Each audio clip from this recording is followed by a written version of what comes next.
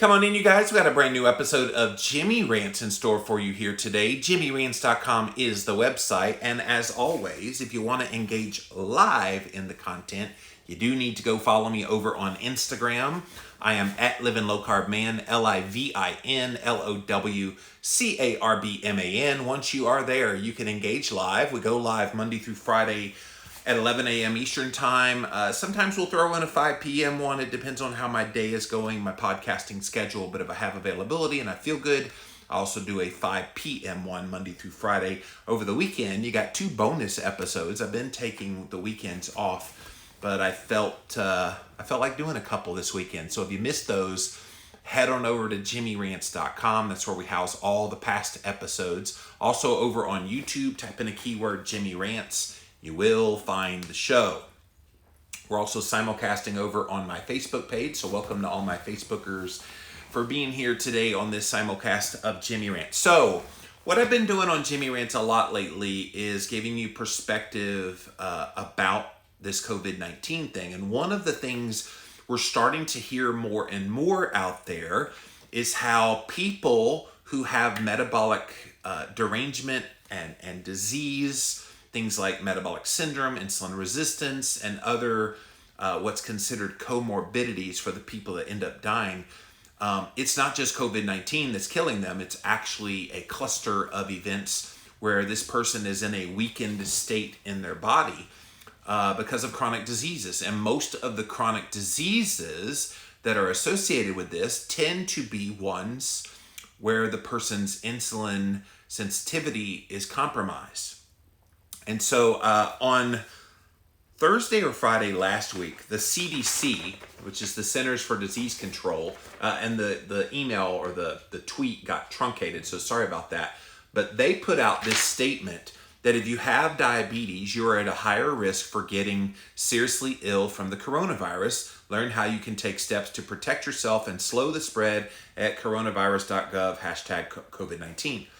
The CDC is now recognizing, okay, there is some kind of a connection to all these people who get COVID-19 and have the most severe symptoms. And the connection, you guys, is something that's very much related to what I've been talking about for a decade and a half.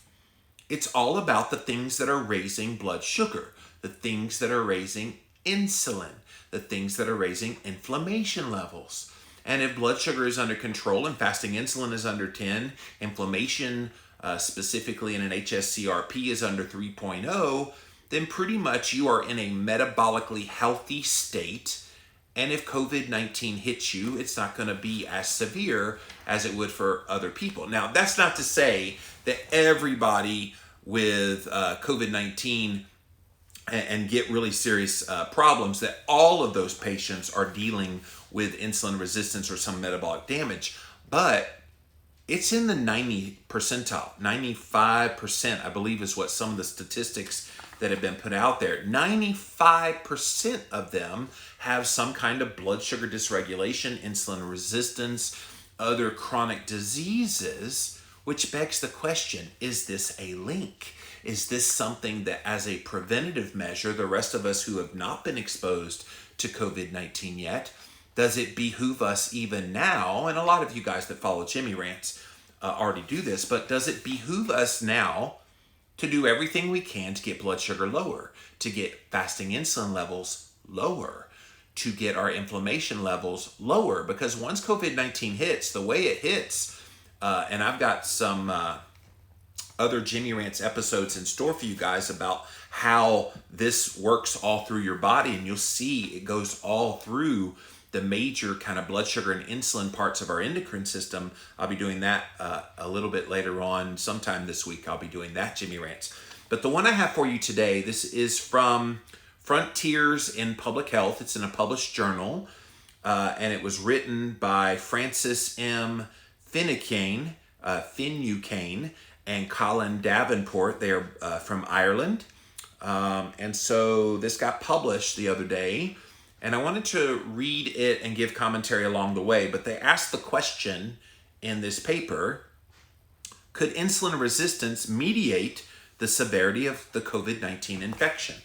And so a lot of people have been like trying to put the dots together of what's the commonality between all these people who are getting the worst of the worst symptoms when it comes to COVID-19. These are the ones that are having the risk of dying from this be very real, because they're the ones having to be put on ventilators. They're the ones experiencing the most symptoms, which, as an aside before I read this, doesn't that behoove us all now more than ever before to be extremely vigilant with our ketogenic, our paleo, our real food, our carnivore diet? Like, doesn't it make you more motivated now than ever before, keeping blood sugar, insulin, inflammation, specifically those three things all under control? If this isn't a motivating factor, I don't know what is. And especially with a lot of the states starting to loosen up some of the lockdown quarantine rules, and they're letting you back out there, your risk for exposure is going to go up. And so if you have risk of exposure, don't you want to be in the best possible metabolic state? Keeping blood sugar low, insulin low, inflammation low is actually going to boost your immunity. And again, I've got a great Jimmy Rants in store for you guys about how your body goes to attack this, and where things can go wrong a little bit later, if not later today, later this week for sure. All right, so let me read from this Frontiers in Public Health article.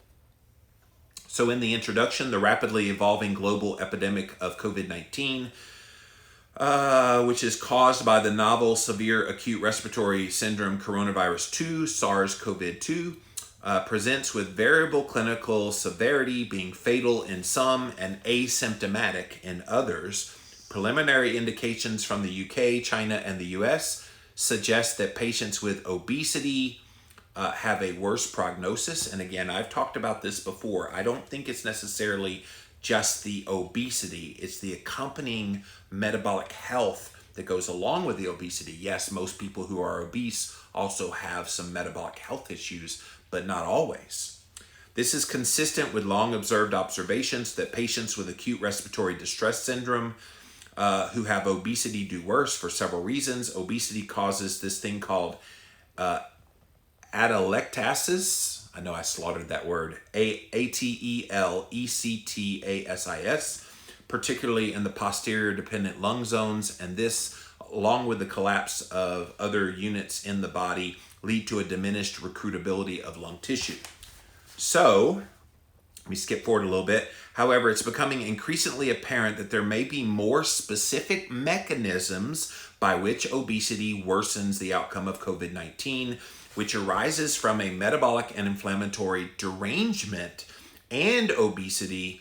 And they looked at the recent audit of intensive care patients who had COVID-19. Now, these patients had an average age of 60 years old. Their prevalence was similar to the background of an older British adult. And in the case of 112 Chinese adults with prevalent cardiovascular disease, which is a form of insulin resistance, and COVID-19, 88% of those who died had that, versus 19% who survived who were categorized as overweight or obese.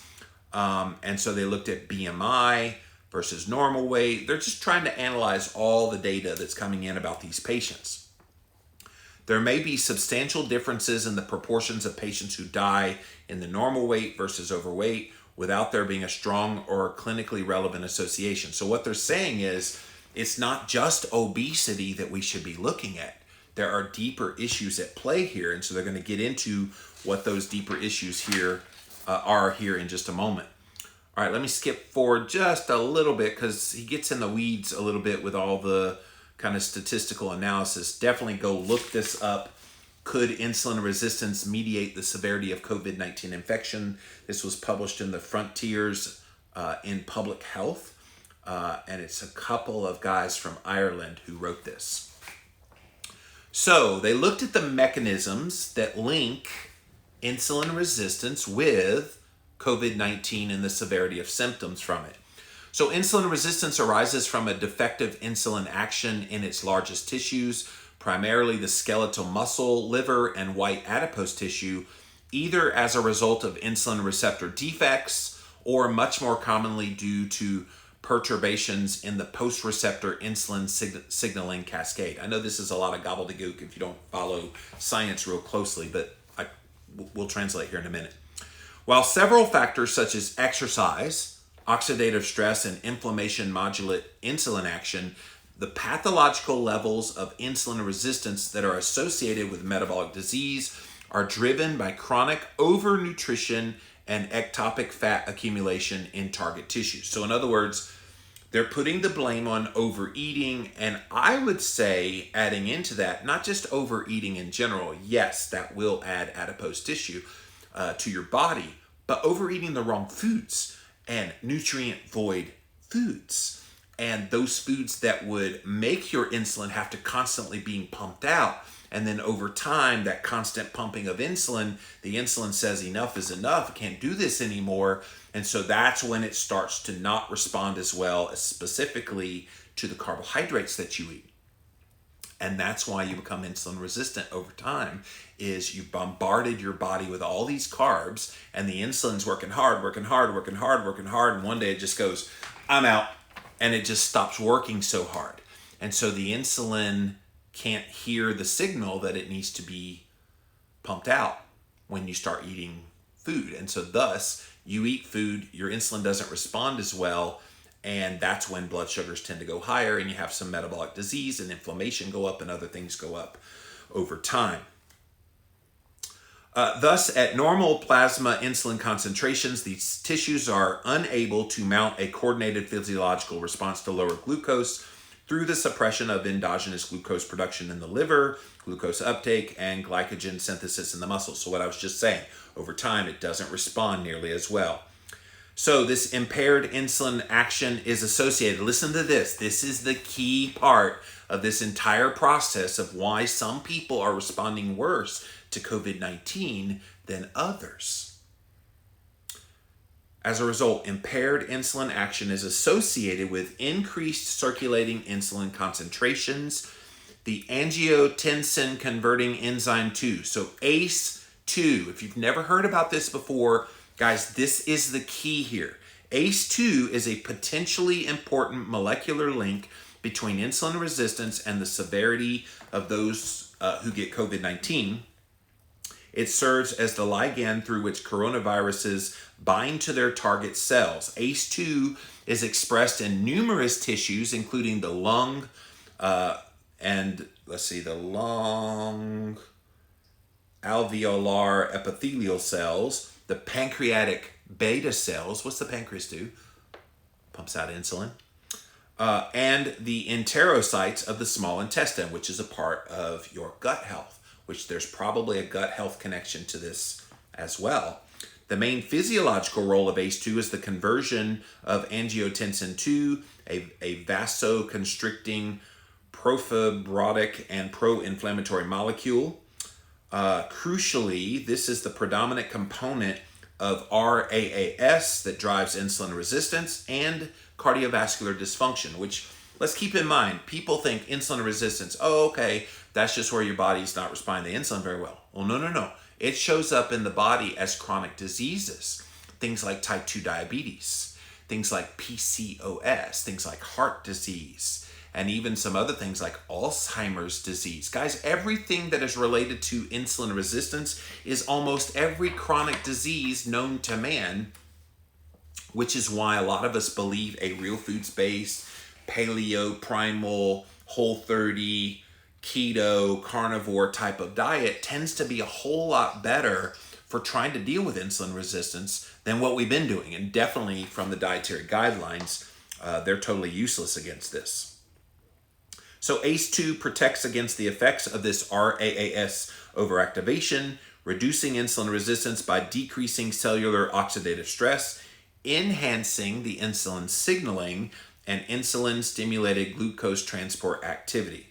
So, given this protective role that is so critical, it is not surprising that several of the mechanistic studies have confirmed that ACE2 expression is increased in the rodents that were fed a high sucrose diet or they were given insulin sensitizers. And it's the effects of insulin on this ACE2 expression that are very tissue specific, with reduced expression in lungs, and then a very large phenom-wide randomization study by, and it gives the author RAO et al., has confirmed that several diabetes-related traits are associated with an increased lung ACE2 expression. Others have astutely proposed that this might mediate the association between diabetes and COVID-19, but hypothesized elevated glucose rather than elevated insulin are the underlying metabolic drivers of increased ACE2 expression. So again, those of you who have type 2 diabetes specifically, or insulin resistance where your blood sugar remains elevated, it's not so much the elevated insulin, but the elevation in your blood sugar that is causing this increase in the ACE2 expression. Really fascinating, right? Like, this is digging deep into the weeds a bit and getting very nerdy and sciencey, and some of you go there. Those of you that aren't going there with me, just know this is more evidence, now more than ever before, to keep your blood sugar under control. All right, let's see. It is clear that other mechanisms independent of ACE2 expression are likely to contribute to the more severe phenotype associated with diabetes and COVID-19. A cytokine storm has been implicated in the multi-organ failure that is associated with COVID-19, and there's good evidence from various animal models with MERS that diabetes alters the cytokine profile and aggravates a dysregulated immune response, which makes the lung pathology worse. So in other words, if you are not getting your inflammation under control and then this hits you, it cascades the inflammation already in your body and just, you succumb to it a lot quicker. This is why we're seeing people get extremely bad symptoms to the point that very quickly they end up on a respirator. And then once they're on the respirator, it's kind of, I think the statistics are somewhere around 50-50 whether you're going to survive or not. And so this is serious. Like, I hope you're getting what I'm saying here, that insulin resistance really is a key here, that if you right now are completely healthy, you right now have not been exposed to COVID-19, and you know you have insulin resistance, now is your time. Now is the time to eat in such a way that you keep insulin and blood sugar and inflammation levels all down. And obviously, I think a ketogenic diet, a carnivore diet, a well-formulated paleo diet, all of these can be very effective, and eating real food can be very effective in helping to improve all these numbers. The observations found also that elevated plasma glucose levels, that's blood sugar, and diabetes are independent risk factors for mortality and morbidity, as it was with SARS and now COVID-19. But consideration needs to be made that these could reflect, at least in part, a state of your level of insulin resistance, and that elevated insulin levels are actually driving an increase in ACE2 expression in the lung epithelial cells, and thus aggravating disease severity. So again, I'm going to underscore it. If this doesn't scare the bejeebies out of you a little bit, that, okay, maybe I've allowed a few things while I've been holed up in my house because I've been upset and you needed comfort. Let me tell you what the best comfort you can do for yourself right now. Get metabolically healthy. Because the sooner we understand metabolic health is everything about your total health. Like, if you don't have controlled blood sugar and insulin and inflammation levels specifically, there's a whole lot of other things. But if you get those three things under control, blood sugar under 100, insulin single digits, inflammation, specifically HSCRP, under 3. If you do all of those things, you're going to pretty much be in good shape with your metabolic health, and thus have a fighting chance when, not if, when COVID-19 hits you. And so I think this is a wake-up call for a lot of people that may not really be taking this that seriously, nor do they even understand that metabolic health even has any implication in this whatsoever. And I'm hoping, reading from this great paper from the Frontiers in Public Health, yeah, that's what it's called, is helping you understand this a little better. So, what are the implications of potential role of insulin resistance in COVID-19? While most clinicians are aware of the concept of insulin resistance, it is never measured in routine clinical practice and is at most an abstract, intangible, and academic consideration. Can I tell you, this has been a frustration since I've been online. Like, I've been doing this work for 15 years. And you start talking about insulin resistance with medical doctors and their eyes glaze over. I remember I was on a TV show, I want to say 2 years ago, this guy named Dr. Nandi. He's a medical doctor, and he hosts this TV show, and I got to be a guest on it. And I kept bringing up insulin resistance in talking about a lot of the things, and he looks at me point blank, well, we don't really understand insulin resistance. We don't really see that as a major factor in anything related to chronic disease. And I'm looking at him like he's got two heads. I'm like, what do you mean not a factor when it comes to chronic disease? It is the factor when it comes to chronic disease. And so I was like, with all due respect, I think you're missing the boat here. And I think we need to be paying a whole lot more attention to insulin resistance. Can you imagine, had they paid attention to insulin resistance, they would realize what a joke the dietary guidelines are. If insulin resistance became more preeminent in primary care with your doctor, we would have more focus on people wearing continuous glucose monitors. They would test fasting insulin. I had to fire my doctor 2-3 years ago because I asked for a routine physical, please run my fasting insulin. And they flat out said no. And I was like, why? I have fat on my body. At the time, I was dealing with insulin resistance factors, and I wanted to keep an eye on my insulin level. And they're like, well, you're not type 2 diabetic. I'm like, okay, but I don't want to become one either. Run the damn test. And they were like, no, insurance won't pay for it. I'm like, put in whatever ICD code you got to do, but tell them you want that test. And they flat out refused. Now, I have ways of getting that test run on my own. I did not need him to run it. But to go through the insurance, it needed to be run at my doctor's office, and they flat out refused. So I pretty much flat out fired him. And if you're not getting the care that you need because they're not recognizing insulin resistance as something that's real, it's time to fire them and find someone who does. It's why I'm pushing people to go find functional medicine practitioners. Functional medicine is probably going to come to the forefront at the end of all this COVID-19. So many people are frustrated by the mainstream healthcare industry. Now, that not those people in the front lines trying to help the COVID-19 patients. Don't hear me bashing doctors. But I am saying that from a chronic health perspective, we have to look at alternatives. We have to realize there are other voices out there that could be helping us a whole lot more than your primary care physician. Even experienced clinical experts in endocrinology and related specialties tend to simply dichotomize patients as either being insulin resistant or not. Oh, I don't even think they even give a crap about insulin resistant or not. They don't know what to look for to determine insulin resistance. I think metabolic syndrome, insulin resistance, obviously fasting insulin is a big one. Fasting blood sugar is another one. Inflammation markers, triglycerides, triglyceride to HDL ratio, small dense LDL particles. These are all telltale signs, blood pressure, that you're dealing with some metabolic health issues. And if those are out of control and the doctor doesn't know what to do about them, what he doesn't realize, here's the funny part to me. Most doctors, they see all these symptoms in their patients, and they see all of this cascade of the metabolic syndrome, insulin resistance forming. But then they can't put two and two together. What is causing the insulin resistance? And it comes back to the carbs, the crap.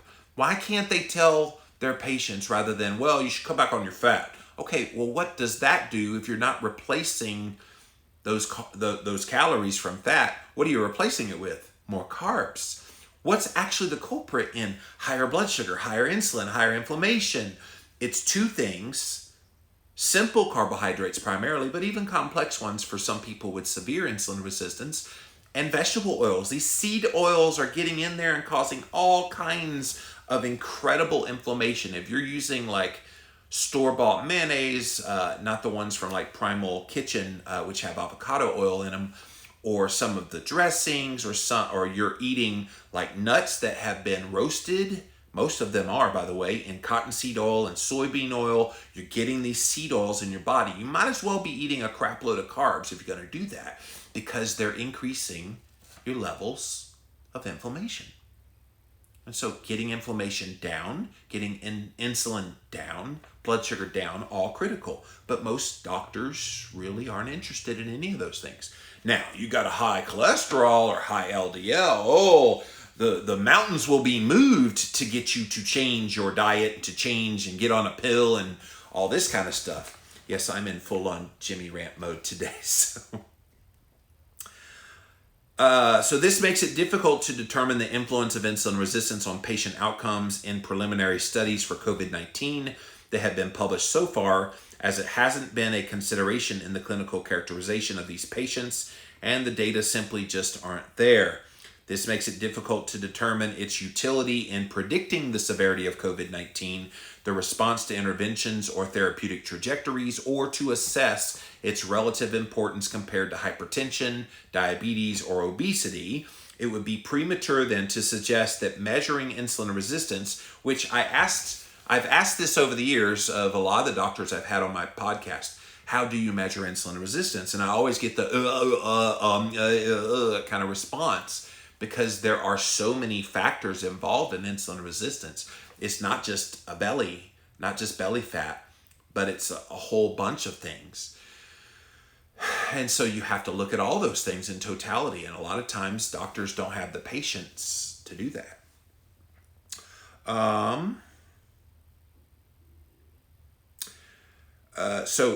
Whether changes in insulin sensitivity during COVID-19 infection are associated with these outcomes or not is still unknown. There are a number of ways to assess insulin resistance. So the guys in this paper are telling you how to do it.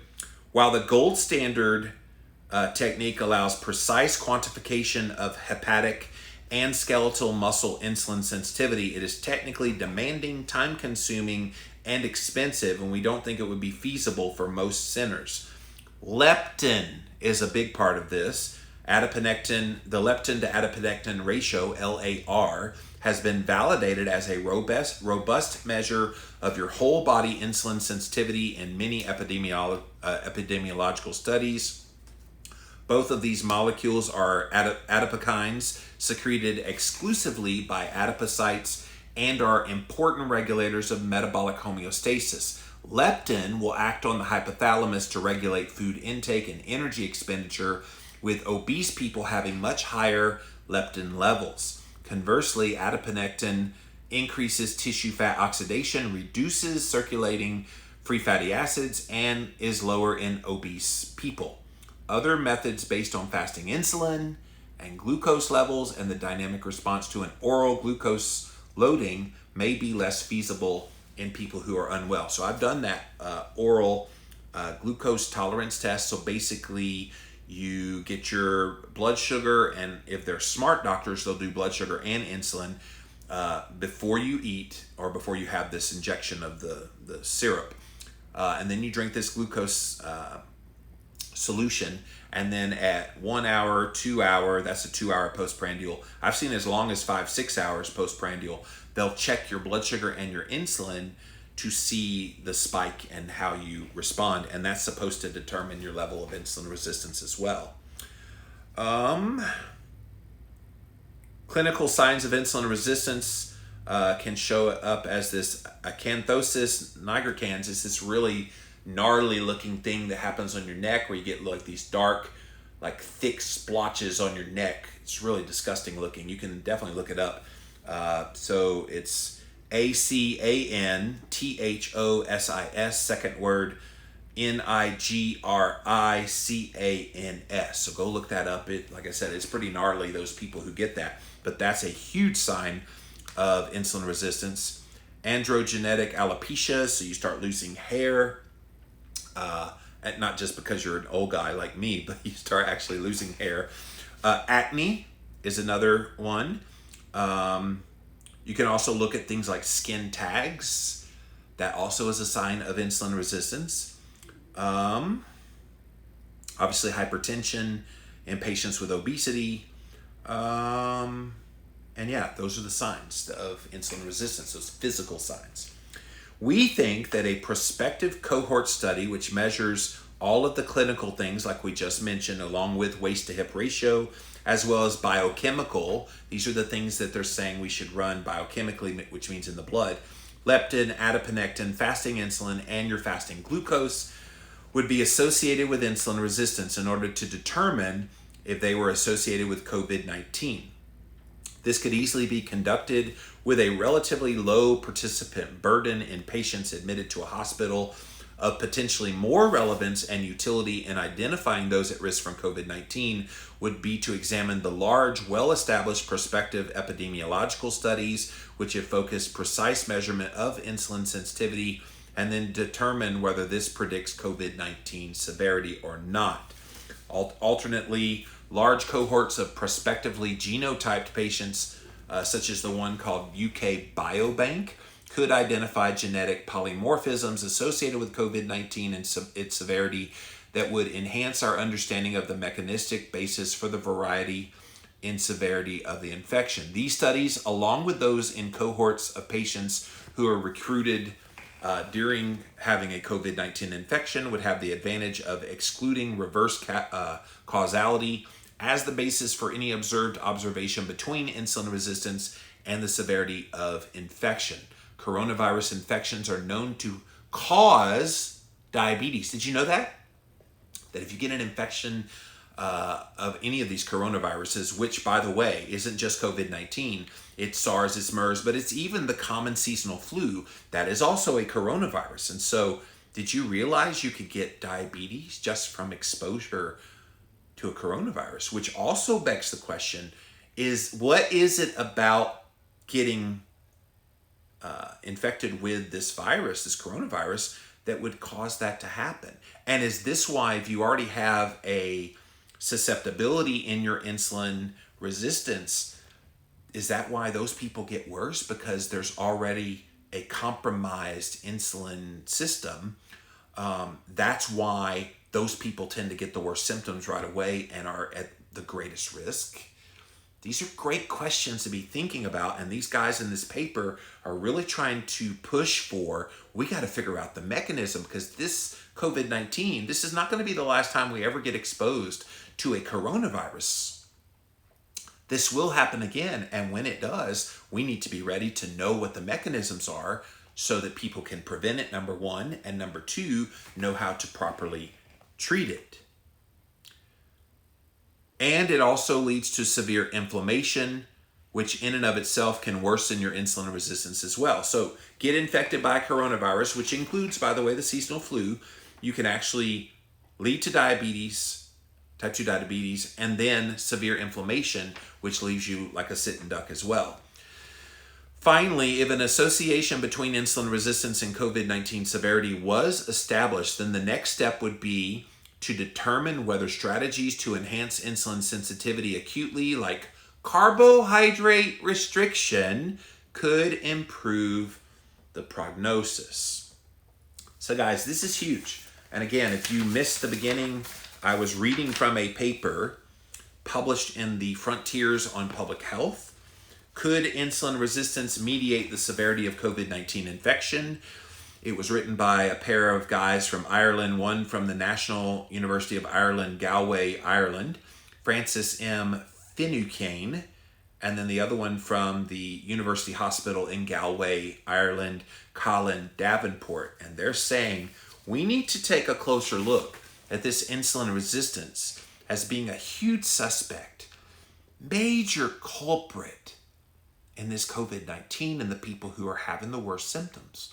And if it is, guys, this is earth-shattering, groundbreaking. This is the kind of thing that we've long wanted people to have their eyes open to, understanding the importance of nutrition, understanding the importance of getting your health in order through lifestyle, through nutrition, through all the things that you've heard me talk about for a decade and a half. wouldn't it be interesting if one of the great outcomes of this COVID-19 thing is people finally pay attention to their metabolic health? And I wonder too, how many people are going to seek out functional medicine doctors, nutritional therapists, all of the people who could actually help them improve their metabolic health, not just their metabolic health, their gut health, and every aspect of their health. And if this isn't a wake-up call that we don't want to be holed up in our houses again and being told that, well, if you get COVID-19, you better not have, compromised health because of all these comorbidities, all these, like 95, 96% of the people who get this, the comorbidities are probably much worse than COVID-19, but COVID-19 exacerbated it. It's a mel of a Hess, as we say in the South. And so insulin resistance, let's not ignore that it could be a key element in this whole discussion. All right, let's come over here to Instagram Live first. When we have time, we'll come over to Facebook Live. Thank you all for being here today. Welcome in, welcome in. JimmyRants.com is the website, as always, if you miss any of the past episodes of this here show.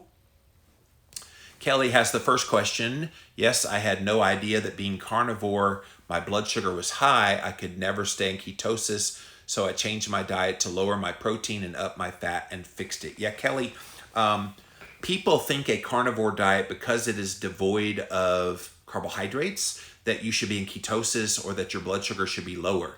Not always. If you have existing insulin resistance, people going on a carnivore diet could see an elevation in their blood sugar, at least in the temporary, until things start to level out, despite eating no carbs at all. I eat carnivore and I enjoy it. It is more of a keto carnivore, so I do opt for the higher fat cuts of meat, things like ribeye steaks.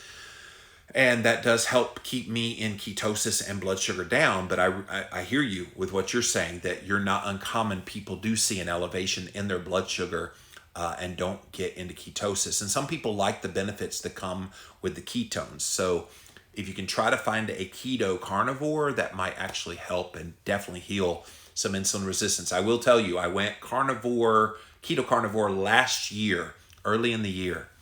And when I tested my blood work in July, for the first time in my life that I've run blood work, the doctor said, Jimmy, you are no longer insulin resistant. And it was based solely on the pathology. Fasting insulin was well under 10.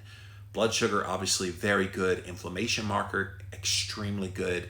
All of the kind of key markers. Leptin was kind of on the borderline, but he said that would easily come into line.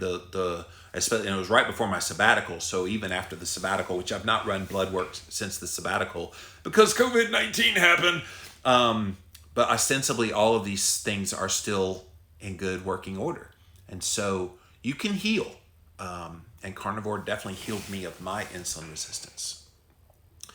Cariana says, this is something off topic. Have you seen Dr. Erickson's briefing? Oh, yeah. The 2 ER docs, definitely. I looked that up. Several people have sent me that. I haven't had a chance to look at the whole thing. I watched like the first 10 minutes. It's incredible. After I watch it, I may do a Jimmy Rants about it, but definitely go look them up or send me a DM. I've got the link. I've sent it out to a few people. Downtown Vapor says, I so hope this is going to open a lot of eyes to food being our medicine or our killer. That is what I hope is kind of the unexpectedness of this whole thing. I'm hoping people put the pieces together. I mean, I've tried hard here on Jimmy Rants. I know other people in the keto and carnivore space are trying to put all these pieces together. See, guys, this is why metabolic health matters. It's not just going on a diet for weight loss. It really is about total health. Cariana says, my doctor flat out said no when I asked for a C-reactive protein in my blood work. That's the inflammation marker. I wish I could overcome that. Well, run it yourself. There's plenty of places online. Anylabtestnow.com. I use privatemdlabs.com. None of these are sponsors or anything. They're just really great places. And what they do is they tap into the local LabCorp in your area, and they have doctors on staff that will approve you to get tests run. Now, you pay out of pocket. If you have a health savings account, you can use those dollars on these tests. But like a C-reactive protein is $50. And so if you want to shell out the $50 and run it yourself, the problem is if you run it at your doctor, it's like pennies. It's nothing. But because you have to run it yourself, it's more expensive. It's a broken system. And I do wish there was ways we could get run what we want run. But if they don't play ball, it's time to fire them and move on to someone else. Beth says they are not interested in what is causing it. They're taught to figure out how to hammer the nails. Well, and sadly, the hammer usually is a prescription drug too, Beth. So they're hammering and it doesn't always hit the nail straight. It might hit it catty-cornered and you're just like, oh crap, I got a worse problem now. You have to pull that whole thing out and put a brand new nail in. And that's where you may have to fire your doctor and go to someone that can actually help you. Jillian says, my old primary care physician looked at me and said I was insulin resistant many years ago just by a dark ring around my neck. Yeah, that's what that thing was I was telling you about. What's it called? Nigrans. I can never. So I used to do a show called Keto Talk with Dr. Adam Nally, and he always was able to say that. I'm like, what? I'm sorry. What'd you call me? What was that? Shoot, I can't find that page that had it on there, but yes, that condition. Yeah, so that's an observant doctor, so never lose a doctor like that. Downtown Vapor said most of my skin tags disappeared after I went keto carnivore. That's cool. Anita says, I had skin tags removed about 25 years ago, had no clue they were caused by insulin resistance. Yep. Telltale sign, Pink Puggy Pundit says, my partner isn't following any plan and has good numbers according to his doctor. Well, good numbers according to a doctor does not mean good numbers. The ranges of medical tests, especially blood tests at your doctor's office, traditional doctor's office, is way outside of what's considered the functional range for a lot of blood markers. So don't think just because it's in range that he's fine. They think in range triglycerides is 150 or less. If you've got a 150 triglyceride, you're already well into eating way too many carbs and having metabolic issues. So don't pretend like that's a grand be all end all. They also think a 5.9 or 6.0 A1C is good. Oh, you're there. You're already pre-diabetic. You want that closer, definitely under 5.5, ideally somewhere around 5.0 for your A1C. So I wouldn't take I wouldn't trust doctors' ranges to mean you're safe and healthy. Skindigo Girl says, I wish doctors would pay attention and stop giving out terrible advice and would take their responsibility more seriously and address dietary guidelines that needs to change. Well, that's not their skill set. Unfortunately, we're trying to make doctors fit within this box of what we want them to be. Doctors are not trained in nutrition. So why are we pretending like they're supposed to be well educated and understanding all things related to diet? Now, I get it. They're doctors. They're supposed to know everything about your health, but you talk to most doctors, they don't really give a lot of credence to the food you're eating and its relationship to your health. They think that's the role of dietitians to give out the advice, the dietary guidelines, then kind of like, okay, well, dietary guidelines say cut your fat, eat more grain, you should probably do that. And they're not really educated. The ones that do educate themselves, that get into the keto or the carnivore, the paleo space, they have educated themselves and said enough is enough. That Fat Fiction film that's out now, fatfiction.movie, it has a bunch of doctors in there that are talking about, oh my gosh, like when I realized patient outcomes were horrible in what I was taught. And then all I did was change their diet over and all these symptoms and actual disease got better. It was huge. But unfortunately, most doctors are so busy in and out with patients all day long, they don't have the time to actually educate them or educate themselves. Bonnie says, I had a lot of skin tags and now they're all gone after keto. Yeah, a lot of people see their skin tags just completely fall off. It's a pretty cool little deal. once you clean up your diet. All right, thank you, Instagram. I'm going to come over here to Facebook. What's up, you guys? Thanks for being here today on Jimmy Rants. See what you have to say about this topic here today.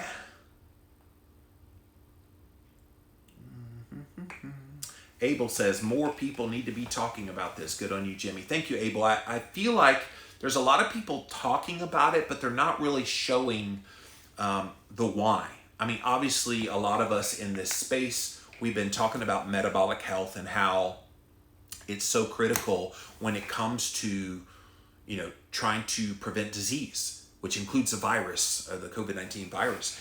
And so if you're trying to keep yourself pretty darn metabolically healthy, there's no downside to that. Like, this is not controversial to be tying having good metabolic health with prevention of disease. This is literally the lifeblood of what you, Abel, and I have been doing for a very long time out here, trying to educate people. And so I hope more people put the pieces together. I hope a lot of researchers are going to pore over this data, and we're going to conclude, oh my gosh, who knew diet matters when it comes to your health?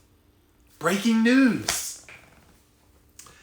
Sharon says, I'm sticking to keto, and over the last 2 to 3 weeks, my blood sugar has been staying between 200 and 300. I don't know what's going on. I know what's going on, Sharon. You're stressed. Let's not pretend like the only thing that impacts your blood sugar is what you eat. Yes, what you eat is huge. But if you're eating perfectly keto, and you just recently started seeing blood sugar, I've never seen someone who isn't type 2 diabetic have a 200 to 300 based solely on stress. It's usually some culprit in your diet when it goes that high. But if you have type 2 diabetes, Sharon, I would definitely want to know that, because that's context. If you're insulin sensitive and everything's fine, you should never see your blood sugar get that high. But what's going on is you're very likely stressed, and you're allowing this COVID-19 and all the stress associated with it to get to you. And so my best advice is just try to chill and get that blood sugar back down again. Ellen says, I shared, love the information. Yeah, here on Facebook, if you want to share, if you think this is good information, please share it with your peoples. So thank you for that. All right, I'm going to pop back over to Instagram, see if you guys have any last minute. Oh, Sharon does say she's a type 2. Well, Sharon, there it is. You already have a form of insulin resistance. I knew when you told me you had 200 to 300 blood sugars that you weren't just somebody metabolically healthy. So type 2 diabetic, you already have the insulin resistance going on. And so it makes sense if you're adding in stress. And again, I don't know what you're eating in your diet. If you want to send me a direct message here on Facebook, I'd be delighted to see what you're doing. Tell me what time you're eating, what you're eating. And are you taking any medications for your blood sugar or anything like that? Send that so I can see context of what you're saying here. But I would suspect more than anything, it's got to be the stress response that's causing your blood sugar to go wackadoodle on you.